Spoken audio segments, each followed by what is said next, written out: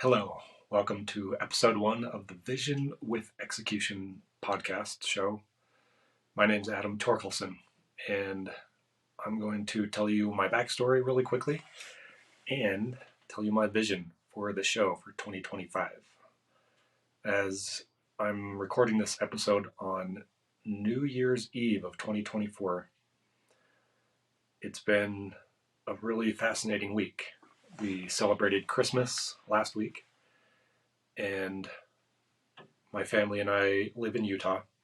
I've lived here for more than half my life at this point, but I grew up traveling around and moving quite a bit. I moved roughly 20 plus times by the time I was 14.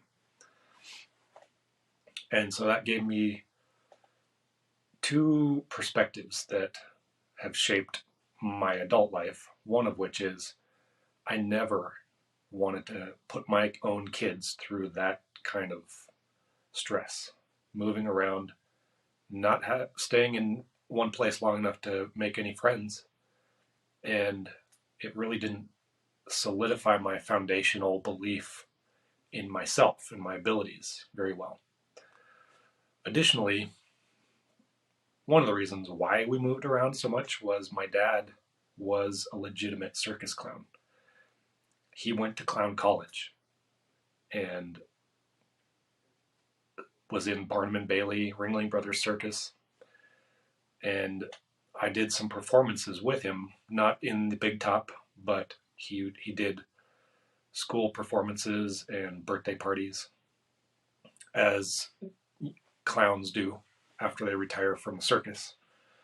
But that was one of the reasons why we moved around, because the circus clown's salary is not enough to pay for yourself, let alone a family of 8 kids.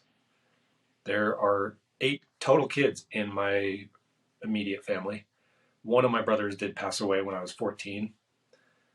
So we actually only have 7 now, of course, but I'm the oldest boy of the group, and I only have an older sister. So my dad didn't really provide an income. My mom had to work a lot, and so did I. So did all my siblings. I had a paper route by the time I was 8 years old. And I have memories of waking up at 5:30 in the morning to jump on a bike and go throw papers in people's yards, and then collecting. If any of you have ever seen Better Off Dead, I was literally like that kid on the bike collecting my $2 because that was the only money that I had. And so it was really important to me to collect it. And so I feel that kid's pain. So growing up, money was always something. We never had money. My parents always worked, and my parents got divorced when I was roughly 12 or 13.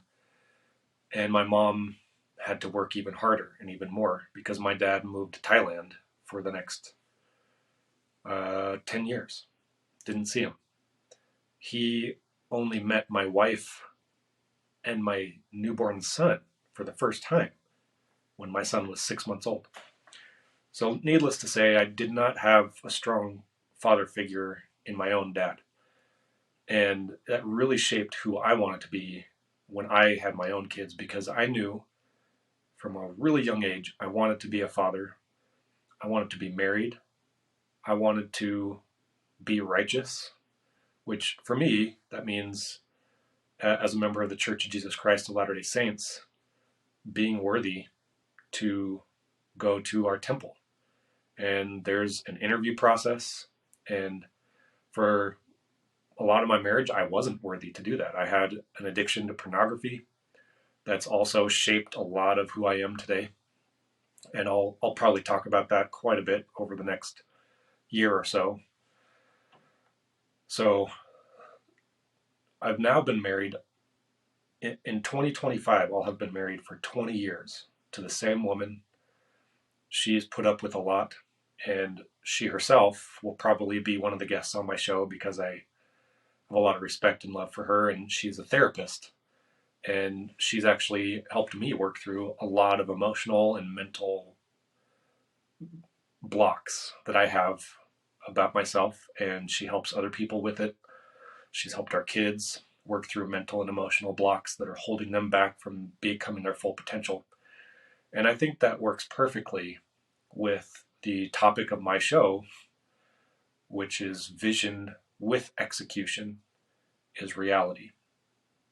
And the only thing that really holds anyone back from executing on their visions is their fears and their insecurities and their own mental, emotional blocks. And I truly believe that. I've tested this out. I still have plenty of emotional and mental blocks that hold me back. One of those blocks was being scared to start a podcast. I've been asked and told by many people over the years that I should start one because I have a somewhat interesting background and I know a lot of cool people. So that is a nice segue into some of the people I'd like to have on my show, include some semi-famous people like Noelle Picus Pace. I know her personally because, as you can see if you're watching this video, I'm wearing a hoodie with the big letter A, which is for American Fork, which is where I live in Utah. And I'm an assistant track coach on the American Fork track team because my son is an athlete there. And as a result of that, I go to all the meets. And Noelle Picus Pace just happens to be a coach at one of the schools in our area. So I met her, and she's a super nice lady. And I'm going to invite her to be a guest on my show. I'm sure it'll happen eventually. One of the other people, of course, I want to have is my wife. Another person I want to have on my show, his name is Coach Hool, and he's semi-retired Hall of Fame coach. He's coached both of my kids in various sports, and he's the winningest high school coach in American sports history. And he just happens to be my neighbor and a really, really good friend. He actually came to my son's 18th birthday party where we just had close family and friends, and Coach Wool was there. So I'm going to have him on the show as well. And my vision for the rest of this year is to do at least 50 episodes. That allows me to do one a week and also take 2 weeks off for any breaks or vacations or getting sick or whatever. So that's where I want to go with this show. And every guest I have on the show, I'm going to ask them the same thing. And of course, we'll talk about whatever else I want to talk about. But this will be a platform for everyone I have on my show to talk about their vision or visions for themselves or their business or their family for the next year and how they're going to execute on it. Or we might even talk about a vision that they had of themselves several years ago that they executed on and turned into reality. But the saying is, if the saying is true by Thomas Edison, which says, vision without execution is hallucination, then on the flip side, vision with execution is reality. And I believe that that's true. And one of the other principles that I now live by that I learned in 2024 is a principle of who, not how. So all of my visions that I want to execute in 2025 will involve the right who, not necessarily the how. I'm not going to spend a whole lot of time thinking about the how, although I'm going to have to, because if you want to execute something, at least from my experience, you have to have some strategy and some tactics that you put into place and you implement.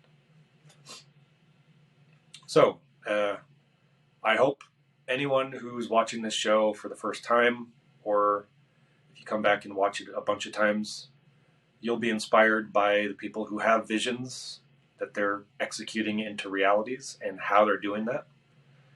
And I'm excited to see who comes on the show and what they can teach me and what they might be able to teach you.